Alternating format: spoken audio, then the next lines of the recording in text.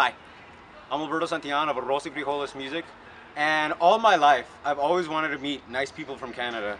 And luckily today, September 3rd, 2012, I got the chance to do just that here at the Labor Daze Fest in Visalia, California. Fucked up ceremony. Which hotel is this? It's the Visalia Convention Center, the ballroom of the Visalia Convention Center.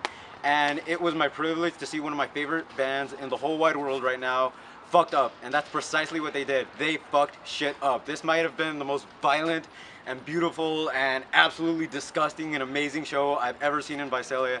And without further ado, I'd like to introduce that nice guy that I met from Canada today, Damian Abraham, also known as Pink Eyes, also known as one of the finest punk lyricists of this generation. How am I going to follow that up, man? Oh my God. Right? High praise. Thank you very much. It's very kind of you, sir. Oh, no. All lies. It was terrible. They hated us. They spit on us. These kids kicked me in the nuts. No, man. That's why they're being punished and forced to sit through an interview. That's what happens when you come to a fucked up show and you kick me in the nuts. Punishment. I'm honest to a fault, and it's my fault I'm that honest. Oh, I appreciate that, man. Anyway, and with that in mind, I just wanted to ask a few questions. And like, first off, nerdy hardcore shit like that we were just talking about with these ragamuffins that are just posted up in front of the Visalia Convention Center. Thank you guys for being part of the interview. Yes. 3 punk records every fucked up fan should own. Go. Well, it's kind of hard. Like my number one choice, my favorite punk record of all time is the Desperate Bicycles New Cross. It's never been reissued. You can get it for free on the internet. Some guy set up a blog and gave all their stuff. The band says they don't want their stuff to be reissued because they think new bands should be doing music, not old bands. But they do this song on it called Advice on Arrest. And it's basically what you should do if you're ever arrested. And they were the second DIY punk band from England. They got beaten by the Buzzcocks by 6 months. After Spiral Stress? But they were like way more political about it. Like their motto was it was cheap, it was easy to go do it. And then anyone can do music, anyone can put out records, which is 100% true. It's not really that cheap though to put out a record, and it's not really that easy, but anyone can fucking do it with a little time. And I think that record is phenomenal, and you can check it out for free or buy it on the internet because it took me forever to buy it, and one time I tried to buy it and Henry Rollins outbid me on eBay. Ow. How much? If you don't mind me asking. We've all got those stories. You know, somebody outbid me on Land Speed record by Husker Du. Like my bid was like $31 and the winning bid one was $36. Oh. Yeah. Gutted. I've done that. I've been beaten by pennies, but like Rollins beat me by hundreds. Oh, so I'm not in a.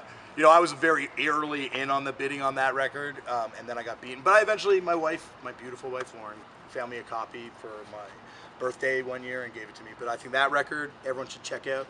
I'm gonna say it's hard because like there are records I think are awesome musically, but then there are records that are also awesome ideologically. But one that kind of fits both is Poison Ideas Feel the Darkness because it's nihilistic as shit. But I will say this: the original version is not worth getting. The Epitaph reissue on CD because it includes the song Discontent, which is the best Poison Idea song ever. It's like Poison Idea channeling Japanese hardcore, which they helped inspire in a roundabout way, and like bringing it back to America. And that song is one of the best punk songs ever about hating Nazis. And what's wrong with that? Bonus tracks are the shit, aren't they? Well, especially that one, because it's not on the original version. It was only on a 7-inch with Jailbreak, but that song is fantastic. The final one, oh man, is I Want 3 More Wishes. No, I'm gonna say Pussy Whip by Bikini Kill. Because I kind of think. Thank you. No, I think they're an amazing band, and they're really inspiring, and they brought politics kind of to punk at a time, brought politics back to punk, feminist politics back to punk at a time when there wasn't a lot. And I think it's like still incredibly positive. I remember at the time people were like, oh, fuck that, it's trendy bullshit. It's like, what an amazing trend to teach like young women and girls to be like empowered and positive, you know? And it's like, what a fucking amazing shit. Riot Girl's awesome, and that record's amazing. All right. I want to ask, like, I have to say you are one of my favorite contemporary lyricists. There's a song on here called A Little, the song... That Mike wrote that one. But I mean, I wrote it, and it's an amazing song. No, Mike wrote Little Death. Yeah. Yeah. I didn't know that. Next All right. question. You schooled me. No, No, that's fine. I want to ask you, like, what kinds of music do you get inspired by? Do you like? I just want to ask out of curiosity. Are you ever inspired by hip hop? Absolutely. All right. Absolutely. Favorite hip hop? Right now, like contemporary, I listen to Danny Brown. I like that ASAP Rocky. I like Das Racist. Main Attractions from San Francisco. Like I like a ton of shit. I love Earl Sweatshirt stuff and On Future. I like, but then older stuff like Yeah, I wanted to ask Black older stuff. Moon, Brand Nubian, Mobb Deep, EPMD. Big L? Big L, absolutely. Nice. Yeah, like I like a lot of hip hop. And actually, I'd be lying. Company Flow is a massive influence on me. And '90s ruckus record stuff was like kind of what got me.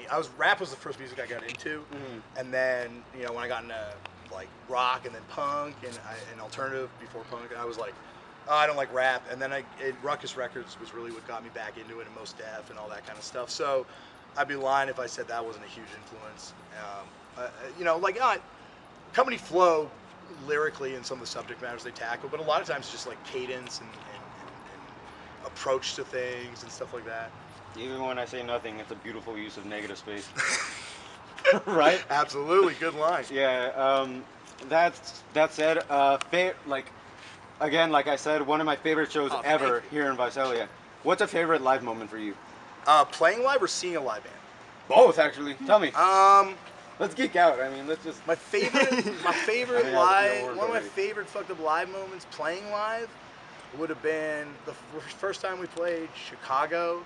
It was the first time I ever saw kids that I didn't know sing along, and that was like the weirdest shit. Recently we played Japan, and there were kids singing along, and that's weird because it's like, obviously it's not the first language in Japan, and that people have sought out my music and looked enough into it to memorize the lyrics, and something that's not their first language in some cases is amazing, and probably most cases was just like, how could that not be your fantasy? Seeing live music. Yeah. Do you remember the first punk show you ever went to? Absolutely. Alice Donut, No Means No, and Ultra Bidet at the Opera House in Toronto. And the lead singer of Ultra Bidet, someone came to the front row. It was actually my second, it was like my third show. I said Dinosaur Jr. before that, and I had seen Die Cheerleader because Henry Rollins produced their record, and we were sure Henry Rollins would just be there. Like, he produced their record, he's probably going to be on tour with them. He wasn't there. But they were opening for Filter, so I don't count that. My first punk show was definitely probably like, Alice Donut with No Means No and Ultra Bidet. Anyway, it's the lead singer of Ultra Bidet is playing a xylophone on stage, and some guy works his way to the front, stands in front of the guy, and spits on him. And the lead singer jumps and tackles him, tackling me and my two other friends. One of them just passed away. And we were both like pinned underneath him as he's beating this guy on top of us. My other two friends quickly left punk, but I was like sold. Yeah, I was you were like, hooked, right? I was like, this is what I want. I don't like going to concerts and saying like, that band is doing that exact same set night after night. And I fucking hate that. Because it's like, all it's about is like experience, at a live show. And so, yeah, like I like to think that every show, when you see a band, it's like that's a unique moment in time for them and for everyone. Even if it's bad, like even if it's fucking terrible, like at least it's uniquely terrible. But like when you see a band, it's formulaic and stuff. So like seeing them break the fourth wall and jump into the crowd and like even though I'm kind of a horror violence, but just like that kind of like, we're all in this together. yeah, like that was like a really awesome experience. And then I saw the Misfits, and some guy tried to steal Jerry Only's Doyle's bass, and the crowd went nuts and like beat up this dude and took the bass back, and I was like, wow, punk shows are violent. And then I realized how awesome they are not violent. So speaking of playing live,